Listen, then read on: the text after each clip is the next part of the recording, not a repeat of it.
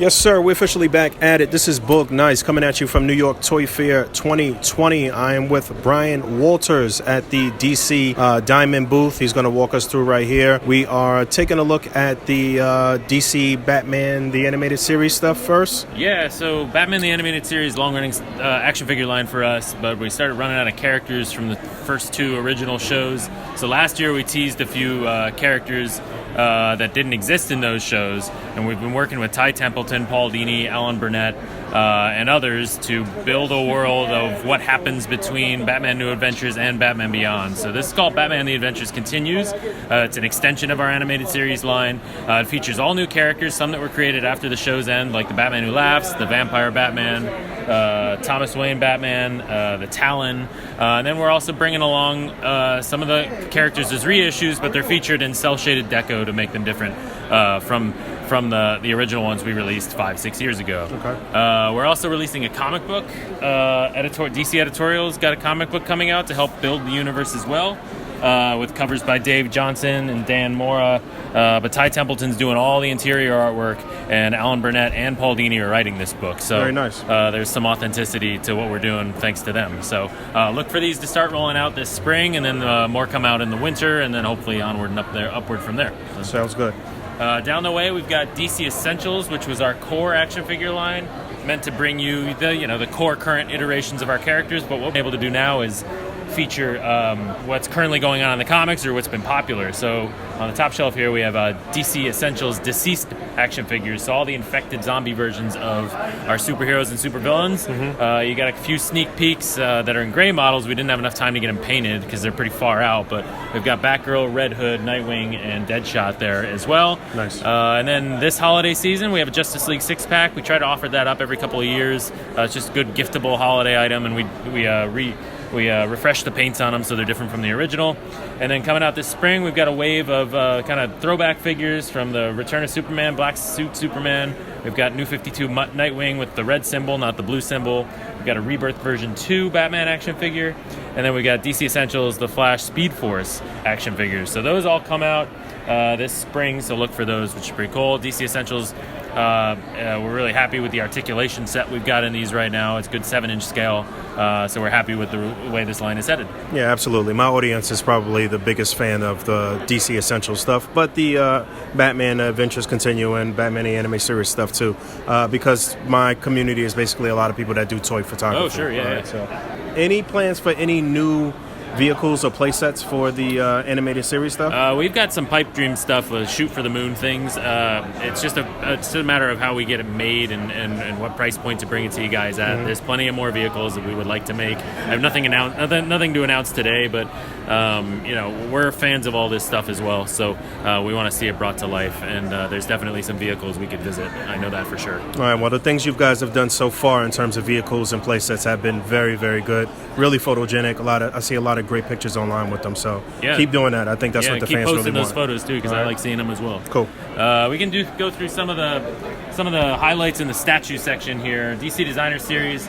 The one that showed up here that's a true reveal is Batgirl by Josh Middleton. He's a great cover artist, and we were able to capture that in a 1/6 scale.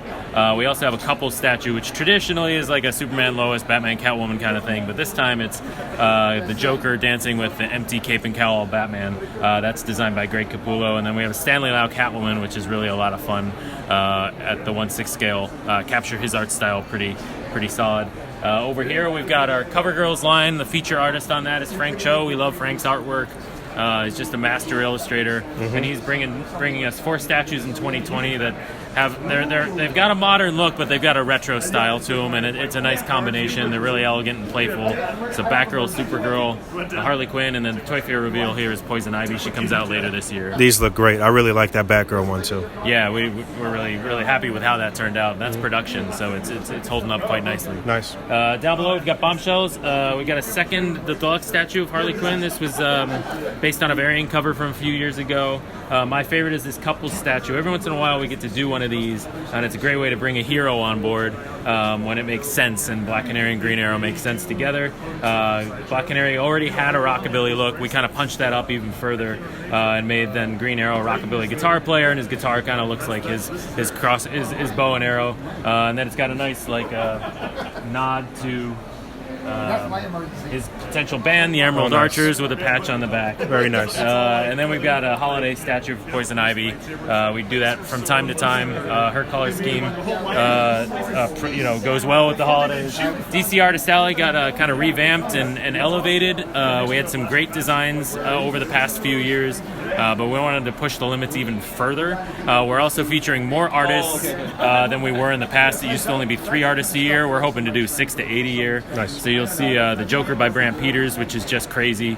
We got Catwoman by Brittany Lee. She's a paper craft artist. This illustration is actually die-cut paper. Wow. So we had to extrapolate that in 3D, and I think it worked out really well. Jack Matthews, the sculptor, did a phenomenal job. Interesting. One of the things that's prevalent in the community that I represent is we incorporate cutouts into a lot of our pictures. So that might be something that we could work with her. Yeah, when you can hide it in the depth of field, it might work out for well for you.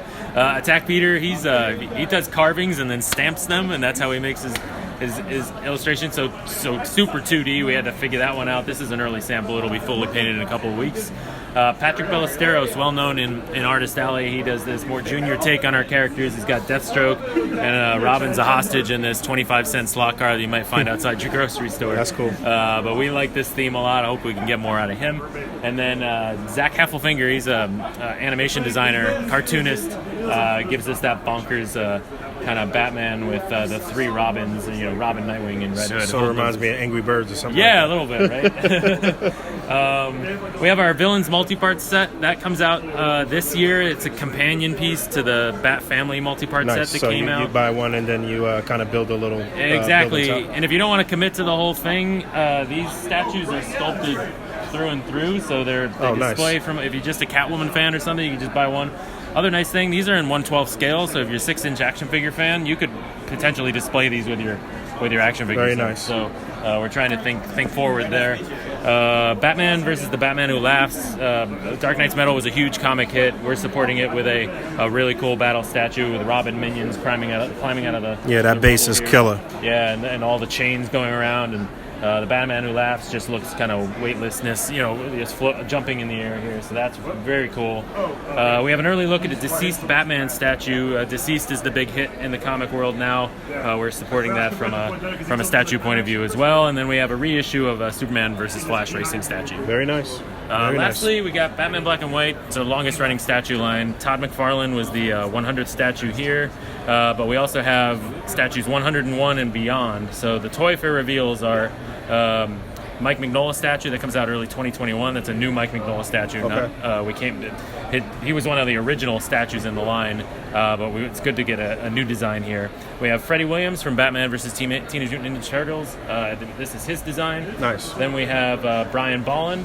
And Brian Bolland is the launching point for a new line, the Joker Clown Prince of Crime, which is going to be in the same vein as Batman Black and White. Okay. So when the Batman comes out in November of 2020, we're also going to release the Joker by Brian Bolland in November of 2020. So they're going to come out at the same time, and that starts the Clown Prince of Crime line. We've got the Joker by Jim Lee in the early 2021, and then Lee Bermejo's Joker a little later on. And then down below, we've got Harley Quinn Red, White, and Black. Again, same vein as Batman Black and White. And the Toy Fair reveals are Totino Tedesco and J. Scott Campbell. Really striking designs. We're almost 30 statues in on this line, so it rolls on. So nice. That's our Toy Fair booth in a nutshell here. Very nice. Thank you so much. Appreciate your time. Yeah, of course. Anytime.